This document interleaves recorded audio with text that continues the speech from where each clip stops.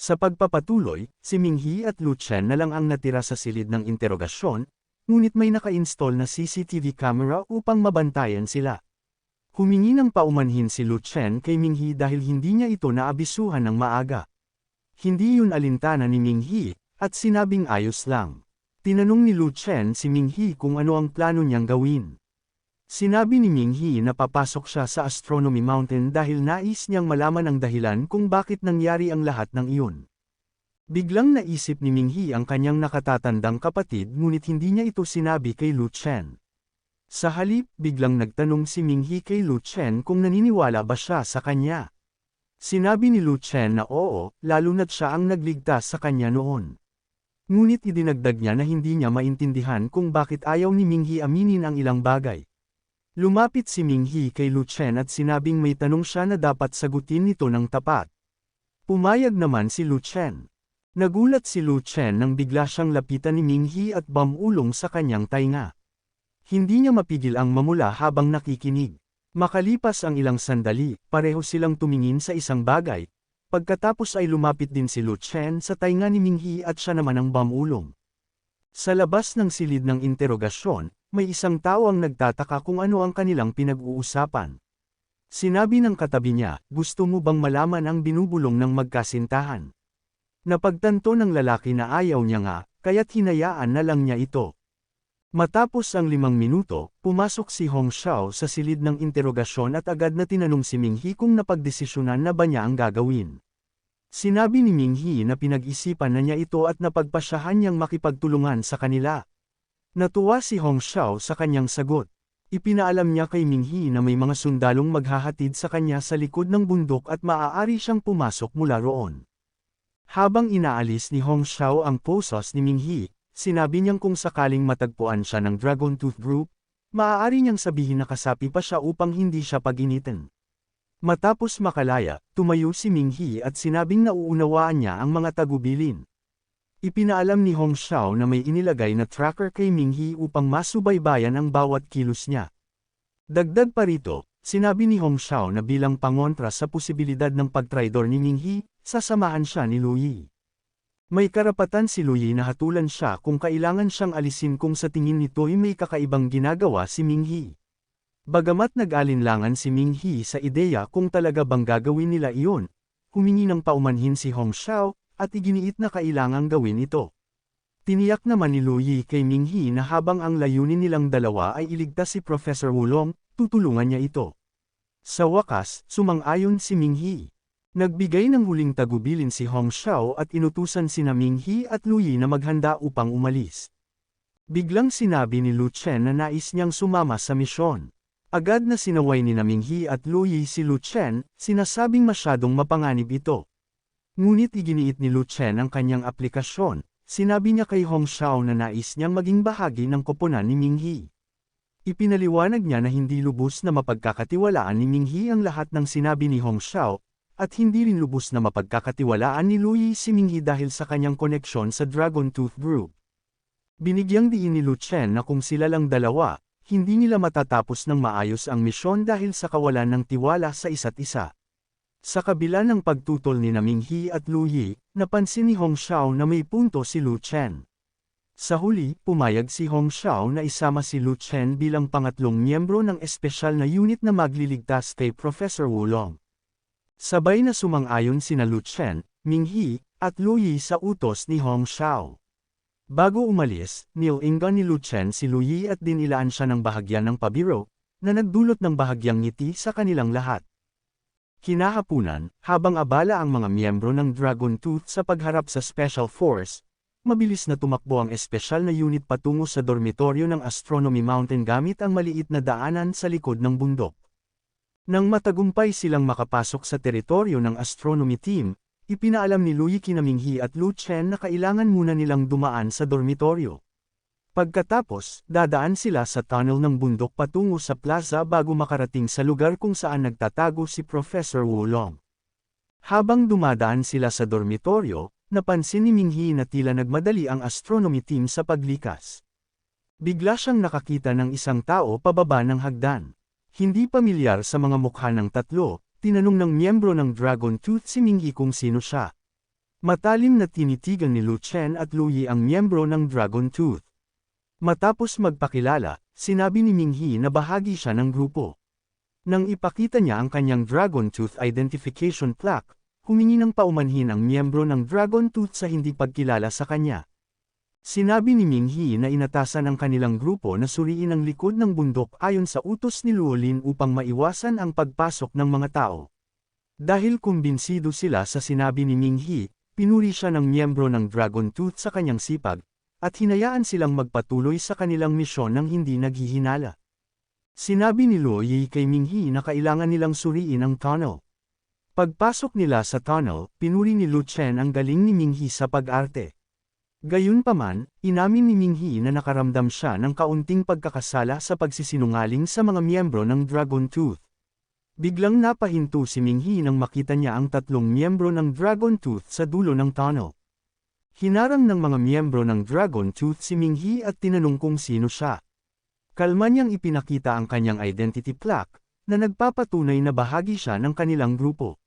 Gayunpaman, tinanong ng mga miyembro ng Dragon Tooth ang pagkakakilanlan nina Lu Chen at Lu Yi. Sinabi ni Ming He na sila ang kanyang mga kasamahan. Ngunit humiling ang mga miyembro ng Dragon Tooth na ipakita nina Lu Chen at Lu Yi ang kanilang mga identity plaque o team plaque. Nag-isip ng palusot si Ming He nang biglang sabihin ni Lu Yi na ipapakita niya ang team plaque. Lumapit siya sa isa sa mga miyembro ng Dragon Tooth. Nang makalapit na ng sapat, nagningning ang kanyang mga mata sa nakakatakot na liwanag. At bago pa makareact ang kalaban, mabilis siyang sinuntok ni Lu Yi sa tiyan. Agad na umabante si Lu Yi at tinamaan ng isang matalim na chop ang leeg ng kalbo gamit ang kanyang palad, dahilan upang mawalan ito ng malay. Napagtanto ng babaeng kasamahan ng kalbo na wala siyang laban kay Lu Yi, kaya't mabilis siyang tumakbo. Ginamit ni Lu Yi ang kanyang soul art, habang itinuon ang pansin sa babae. Sinubukan nitong humingi ng tulong sa pamamagitan ng telepono, ngunit biglang lumitaw ang isang kamay sa itaas niya.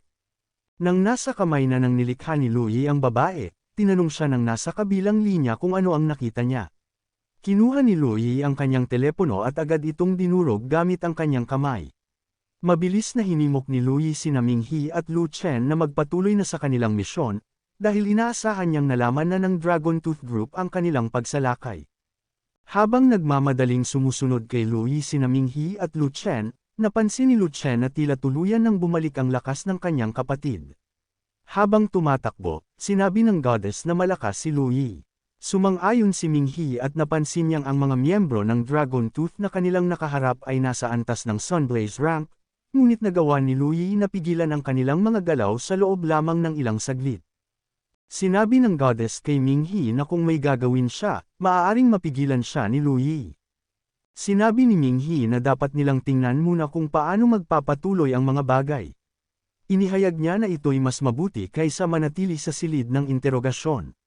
Nang tanungin siya ni Lu Chen kung sino ang kausap niya, sinabi lang ni Ming He kay Lu Chen na iniisip niya ang kanilang susunod na ruta. Sinabi niyang napuntahan na niya ang lugar dati at kung pupunta sila sa Astronomy Center Square, malaki ang posibilidad na sila'y maabutan. Nang marinig ni Lu Yi ang sinabi ni Ming He, ipinaalam ni Lu Yi sa dalawa na ang una at ikalawang grupo ng Dragon Tooth ay napakalakas, at sigurado siyang kung makakaharap nila ang leader o instructor ng mga ito, hindi siya makakadaan sa kanila. Sinabi ni Ming He kay Lu Yi na kailangan nilang umiwas at dumaan sa workers' canteen.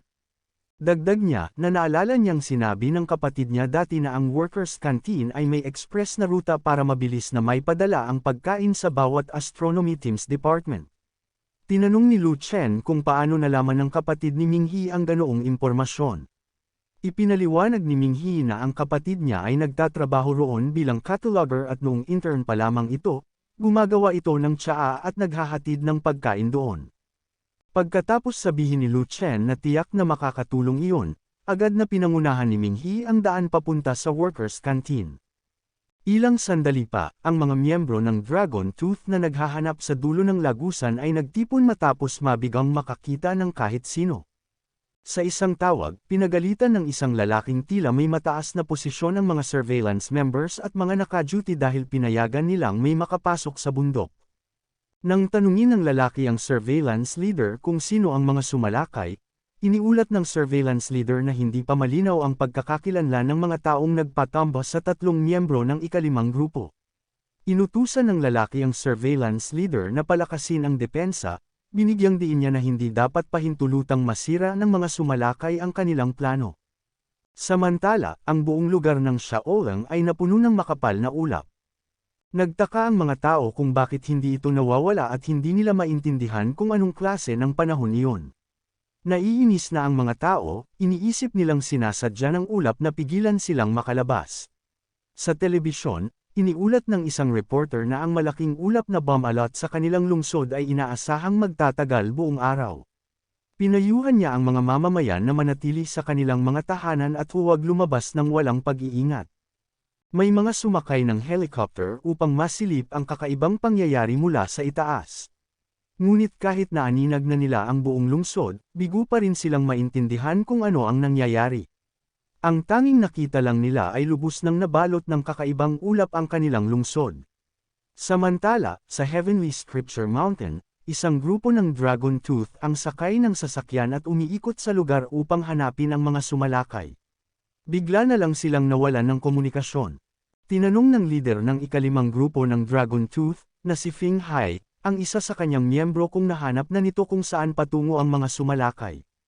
Sinabi lang ng babae na ang mga miyembrong nakalaban ang mga sumalakay sa likod ng bundok ay nagsabi na ang unang grupo, kasama si Ming He, ay may 2 pang taong kasama.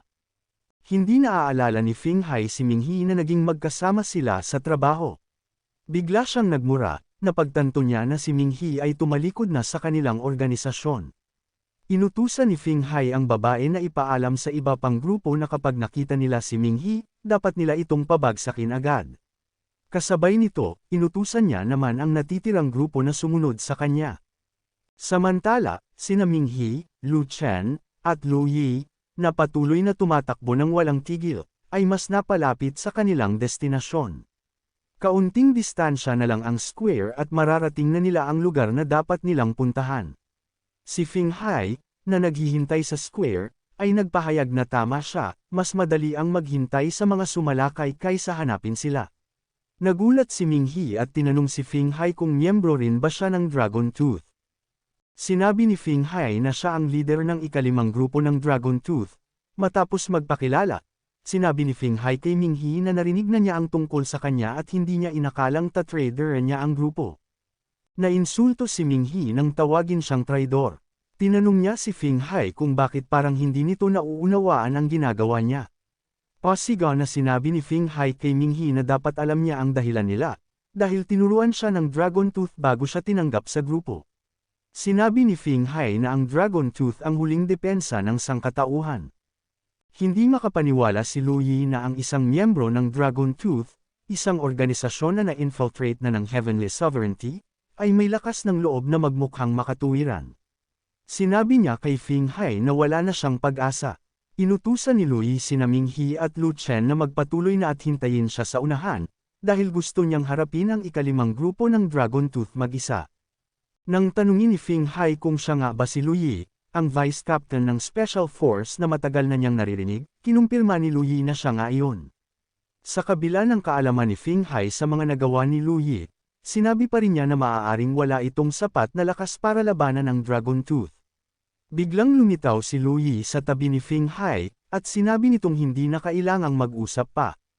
Nang masaksihan ang abilidad ni Lu Yi sa unang pagkakataon, hindi mapigil ang mamangha ang mga miyembro ng grupo ni Fing Hai. Sinubukan ni Lu Yi na chop-in ang leeg ni Fing Hai, ngunit naitabing ni Fing Hai ang kanyang ulo upang maiwasan ito. Habang sinusuportahan ni Fing Hai ang sarili para hindi bumagsak, inunat ni Lu Yi ang kanyang kanang paa. Nang makatayo si Fing Hai, ang paa ni Lu Yi ang sumalubong sa mukha niya. Isang malakas na tunog ang narinig nang hindi naiwasan ni Fing Hai ang sipa ni Lu Yi. Ngunit nang makita ni Lu Yi ang mukha ni Fing Hai, nanlaki ang kanyang mga mata sa gulat. Nagawa ni Fing Hai na salagin ang sipa ni Lu Yi gamit ang kanyang kamay. Sinabi ni Fing Hai na kahanga-hanga ang biglaan nitong pag-atake, ngunit hindi yun nakatakas sa kanyang mutated eyes. Nag-snort lang si Lu Yi at nagpatuloy sa pag-atake kay Fing Hai. Sa kabila ng mga pag-iwas at pagharang ni Fing Hai, inutusan niya ang kanyang grupo na pabagsakin sina Minghi at Lu Chen habang siya ang bahala kay Lu Yi. Agad na sinuntok ng isang babae mula sa grupo ni Feng Hai si Minghi, ngunit sinalubong ito ni Minghi ng suntok. Ang lakas ng banggaan ng kanilang mga kamao ay nagdulot ng malalakas na alon ng hangin sa paligid. Isa sa mga miyembro ng grupo ni Feng Hai ang napatingin sa babae nang may tulak ito pabalik ng suntok ni Minghi, na tila naghahanda pa rin ng panibagong atake. Yumuko si Lu Chen at nilagyan ng kidlat ang kanyang kaliwang palad. Nagulat ang babae sa lakas ni Minghi at nagtanong kung iyon ba ang dahilan kung bakit siya ni-recruit sa grupo. Biglang lumitaw si Lu Yi sa likod ng babae na nagtataka pa rin kung paano naging ganoon kalakas si Minghi sa kabila ng maikling panahon niya sa Dragon Tooth. Bumagsak ang babae nang tinamaan ng suntok ni Lu Yi ang ulo niya, itinulak ito pabagsak sa lupa. Bago pa man niya matuklasan kung paano nakalapit si Lu Yi nang hindi niya napansin, nanlaki ang kanyang mga mata sa paparating na panganib. Napasigaw si Feng Hai sa babae, sinasabing mag-ingat siya. Biglang lumitaw ang isa sa mga miyembro ng grupo ni Feng Hai sa harap ng babae at nablock ang sipa ni Lu Chen, ngunit tinamaan siya ng suntok ni Lu Yi.